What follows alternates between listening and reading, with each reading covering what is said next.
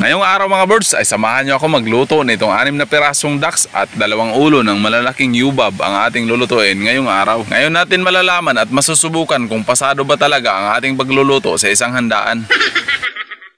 Sound check mga birds, sound check. Wow. Pakinggan nyo mga birds oh. Yun mga birds, isang mapagpalang araw para sa ating lahat. Di muna tayo ngayon sa garden at di rin sa dagat. May isang selebrasyon sa isang membro ng ating kapamilya. Kaya may mga putahe na sa atin ay nakatuka. 6 na pirasong pato ang ating lulutuin at 2 ulo ng baboy ang ating lilitsunin. At itong mga pato muna ang una kong lilinisin. Gumamit tayo ng apoy mga birds para maubos yung maliliit na balahibo ng pato dahil medyo mahirap itong tanggalin. At medyo kabado tayo ngayon mga birds dahil sa pagluluto di pa tayo ganun kagaling. At ito yung first time natin mga birds na magluto sa isang handaan na ganito kadami ang ating lulutuin.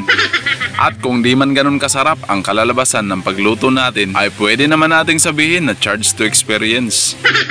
At pagkatapos ko nga matanggal lahat ng balahibo ng pato mga birds, ay itong ulo ng yubab naman ang ipiprepare natin. At syempre mga birds, di natin kaya kung tayo lang mag-isa, kaya meron tayo diyang kasama. At pagkatapos namin ituhog sa kawayan yung mga ulo ng yubab, ay itong mga ducks naman ang aking lilinisin. At ito nga pala mga birds, ang isa kong paraan para matanggal ang lansa ng katawan ng pato ay lalamasin ko lang ito ng asin. At pagkatapos yan ay hugasan lang natin ng maigi para malinis at mawala talaga yung lansa. At pagkatapos yan ay lipat naman tayo dito sa 2 ulo ng yubab. Alam nyo ba mga birds na ito yung unang pagkakataon na magtitimpla ako ng lilitsunin. Kadalasan kasi kapag mayroong ganitong handaan ay alalay lang tayo at tagakain.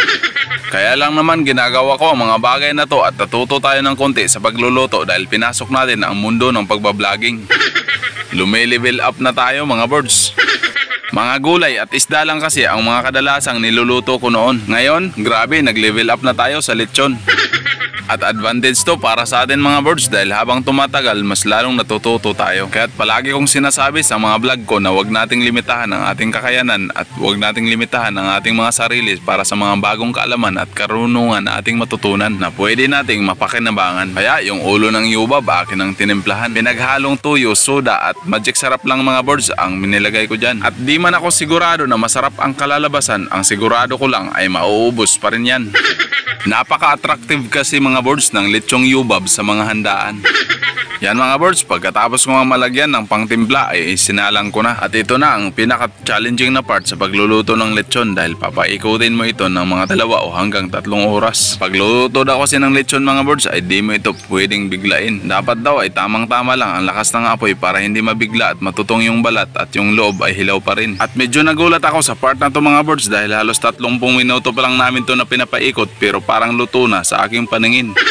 Medyo nakakangalay din pala mga birds sa kamay at balikat ang pagluluto nitong lechong yubabs dahil di mo pala pwedeng iinto ang pag-ikot nito. Kaya nagpapalit muna ako sa kasama ko para lutuin na naman itong karne ng ating pato. Dahil nagayat na natin to ay ilalaga lang muna natin to mga birds ng mga 1 oras. At para matanggal yung lansa ay naglagay ako dyan ng ginayat na luya at saka lemongrass. At pakukuluan ko na ito ng mga 1 o hanggang 1.5 oras. At binalikan ko lang saglit itong lechon para barnisan itong napakasarap nating sauce. At makalipas mga birds ang mahigit 1.5 oras ay ito na mga birds, malambot na ang karne ng ating pato. Adobo sa gata nga pala ang luto natin dito. At para mas lalong mabango mga birds ay magigisa muna ako ng rekado. At una ko nang iginisa yung ginayat na luya na umaabot ng 669 na piraso.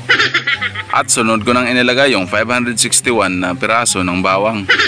At 758 na piraso ng sibuyas.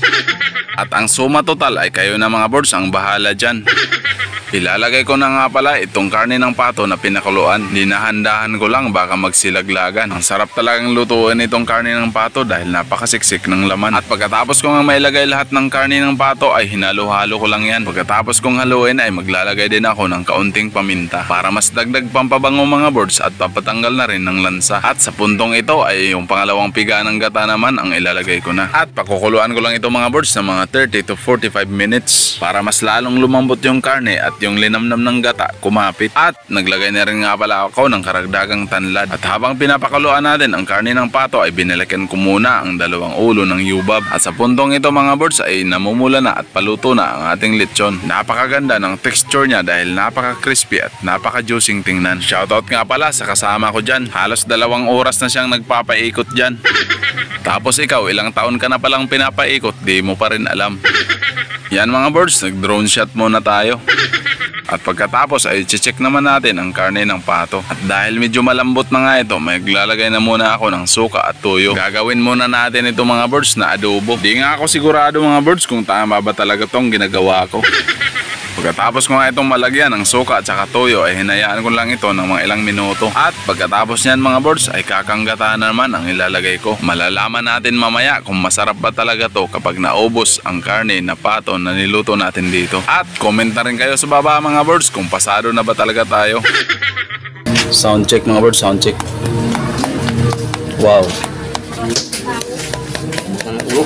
Crispy mga birds, oh. Wow mga birds, oh. Namumula, oh.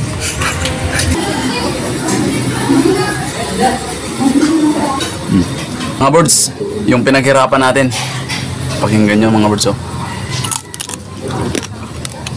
Grabe, sarap.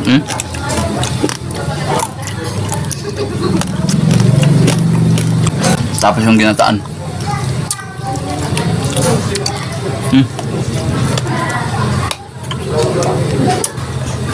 Kain mga birds. Naman. Napaka-juicy mga birds, oh.